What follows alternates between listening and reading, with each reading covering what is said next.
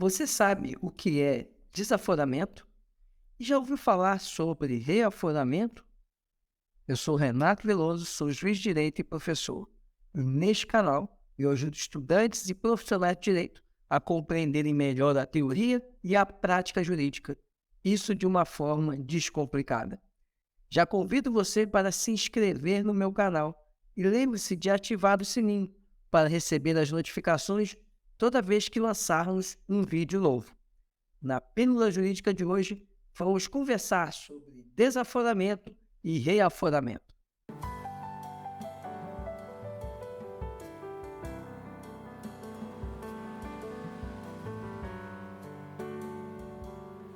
O desaforamento é o instituto do direito processual penal, que é regulado nos artigos 427 e 428 do Código de Processo Penal. O desaforamento é um instituto que só pode ser aplicado no procedimento do tribunal do júri, ou seja, somente os crimes dolosos contra a vida, que são aqueles submetidos ao tribunal do júri, é que estão sujeitos ao desaforamento. Entretanto, isso só pode ocorrer se presentes os requisitos dos artigos 427 ou 428 do Código de Processo Penal. Desaforamento basicamente significa a mudança em razão da competência territorial. Normalmente, os crimes são julgados no lugar onde são consumados.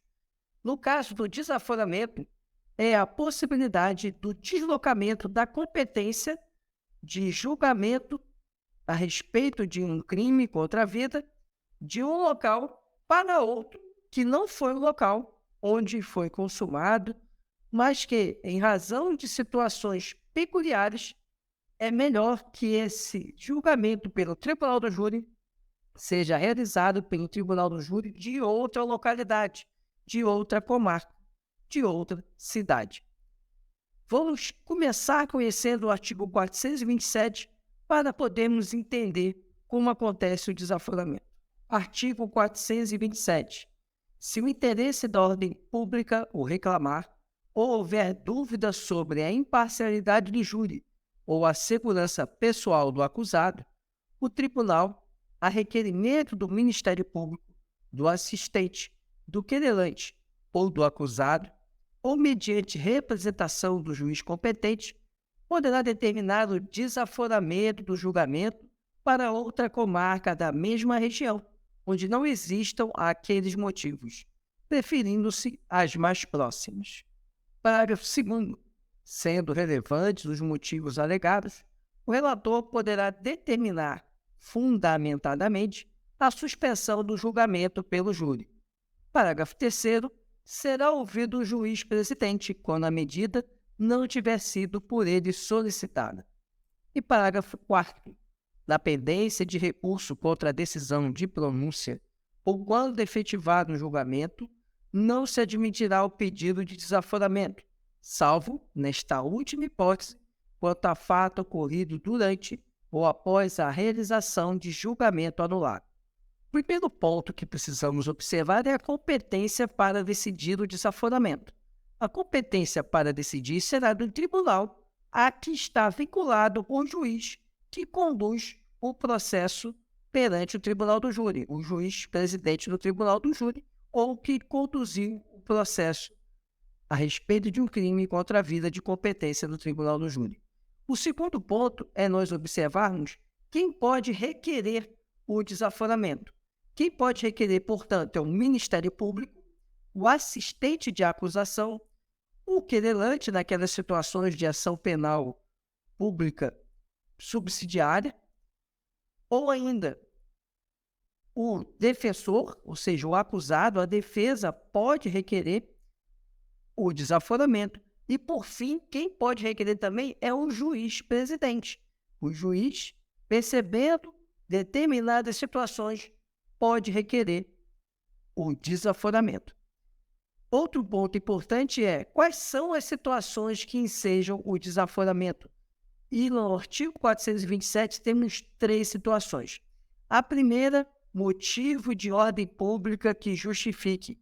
Por exemplo, o juiz presidente percebe que o fórum não tem estrutura para receber um julgamento de grande porte, não tem meios de segurança para realizar esse julgamento. Isso é um motivo de ordem pública que autoriza e justifica o pedido de desaforamento. Outra possibilidade é quando houver indícios de falta de imparcialidade do júri. Ou seja, se percebe que os cidadãos da cidade, que normalmente são os que são convocados para compor o tribunal do júri, que eles não têm a imparcialidade necessária, por exemplo, numa cidade muito pequena, um crime de muita repercussão, isso faz com que os jurados, eles naturalmente, eles sejam influenciados pela questão do fato. E por isso justifica também que seja desaforado, ou seja, que outra cidade, com outros jurados, julguem aquele caso. E a última possibilidade é quando houver risco à segurança do acusado. Por exemplo, às vezes, o indivíduo ele comete um crime de homicídio, ele precisa sair da cidade onde ele estava. Ele não pode voltar para a cidade sob pena de ser morto. Então, obviamente, ele também não pode participar do julgamento. Por isso, justifica o desaforamento para que ele seja julgado em outra cidade, já que naquela cidade existe um risco muito grande para a segurança do acusado. Essas são as 3 hipóteses que estão no artigo 427. Mas temos também outras hipóteses no artigo 428. Vamos agora conhecer o artigo 428. Artigo 428. O desaforamento também poderá ser determinado em razão do comprovado excesso de serviço, ouvidos o juiz-presidente e a parte contrária, se o julgamento não puder ser realizado no prazo de 6 meses, contado do trânsito em julgado da decisão de pronúncia. Outra possibilidade do desaforamento é quando não houver possibilidade de julgamento do processo no prazo ali de 6 meses, contados do trânsito em julgado da decisão de pronúncia. Isso muitas vezes acontece em razão da sobrecarga, do acúmulo de processos de competência do tribunal do júri.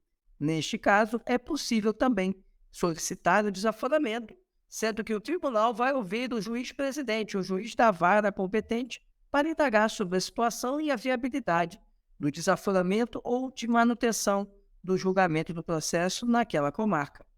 Agora, um ponto importante é o seguinte: quando não for a defesa que pedir o desaforamento, ou seja, quando for o Ministério Público, o querelante, o assistente de acusação, ou o próprio juiz que pedirem o desaforamento, obrigatoriamente a defesa tem que ser ouvida. É o que está na súmula 712 do STF. Vamos conhecer essa súmula. Súmula 712 do STF.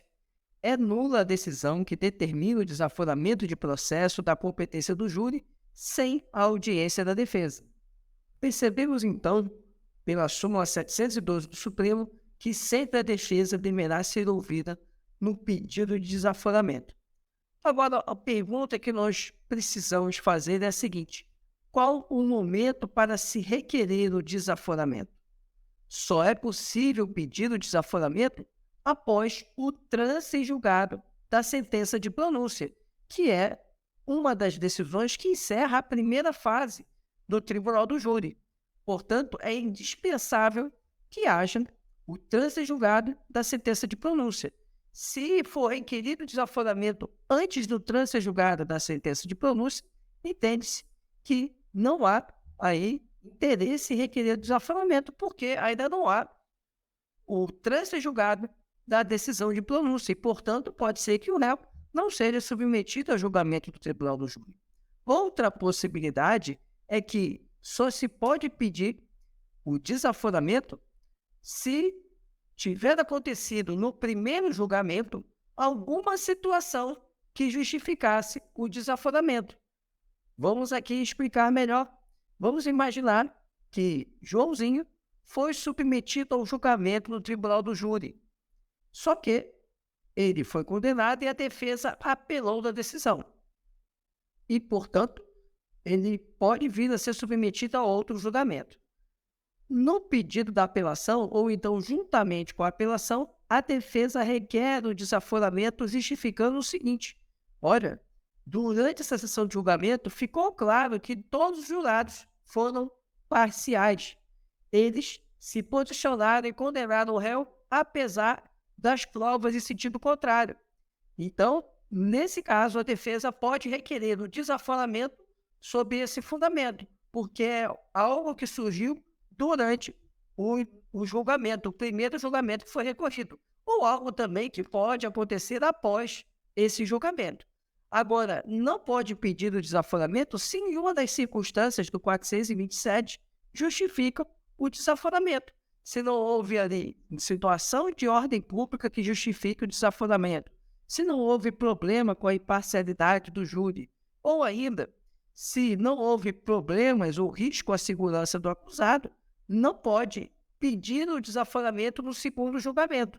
Portanto, caso o réu já tenha sido submetido ao tribunal do júri em uma determinada comarca, ainda que ele tenha tido uma decisão favorável para anular o primeiro julgamento, ele não pode pedir o desaforamento se não estiverem presentes qualquer das circunstâncias do artigo 427 do Código de Processo Penal. Outra pergunta que a gente pode fazer é a seguinte: e como ficam os crimes conexos? Digamos que eu tenha um homicídio e um crime conexo, por exemplo, de ocultação de cadáver, ou um homicídio e um crime conexo de tráfico. Como fica o crime conexo?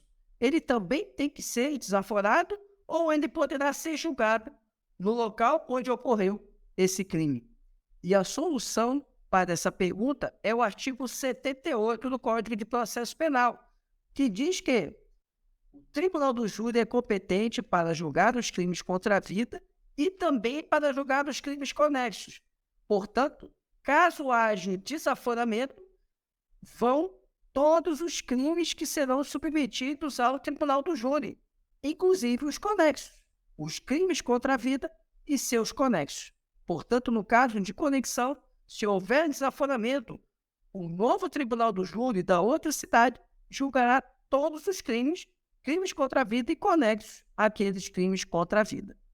Outra pergunta que também podemos nos fazer é em relação para onde vai o processo se ele for desaforado. Havendo desaforamento, o que vai acontecer é que o tribunal vai indicar a comarca que vai receber aquele processo. O que o CPP fala é que o ideal é que sejam comarcas na mesma região, entendendo-se aí região geográfica, onde ficou a comarca, onde fica a comarca onde aconteceu o crime. Mas o tribunal ele pode deliberar por outro local, até mais distante, ou até a capital do estado, justamente para garantir que não hajam aquelas possibilidades que justificaram o desaforamento.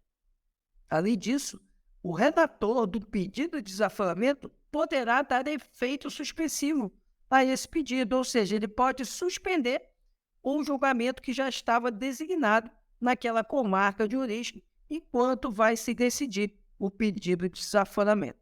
E outra pergunta que cabe é se é possível o reaforamento. O que é o reaforamento?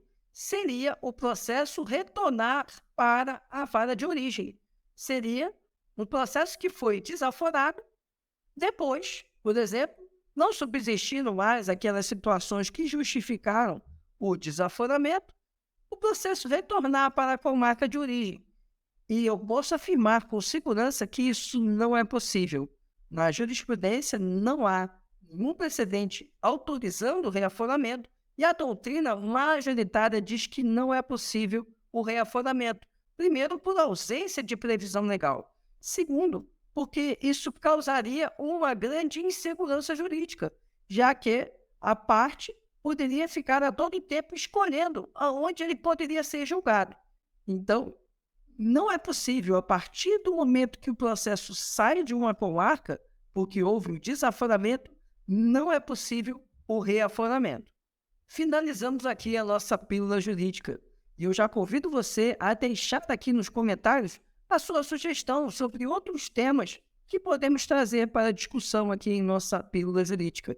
E quero também que você deixe nos comentários a sua pergunta, alguma dúvida que ficou sobre o que conversamos nesse vídeo. Pode perguntar que eu vou ter maior prazer em responder. E eu peço que você curta, comente e compartilhe. Vamos difundir o conhecimento. Muito obrigado por sua atenção e até a próxima.